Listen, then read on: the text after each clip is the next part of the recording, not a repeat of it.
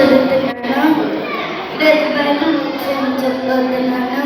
ఆదికాండం, నిర్గమకాండం, లేవ్యకాండం, సంఖ్యాకాండం, ద్వితీయోపదేశకాండం, యెహోషువ, న్యాయాధిపతులు, రూతు, ఒకటో సమూయేలు, రెండో సమూయేలు, ఒకటో రాజులు, రెండో రాజులు, ఒకటో దినవృత్తాంతములు, రెండో దినవృత్తాంతములు, ఎజ్రా, నెహెమ్యా, ఎస్తేరు, యోబు, కీర్తనలు, సామెతలు, ప్రసంగి, పరమగీతములు, హోషేయ, యెషయా, యెర్మీయా, విలాప వాక్యములు, యెహెజ్కేలు, దానియేలు, హోషేయ,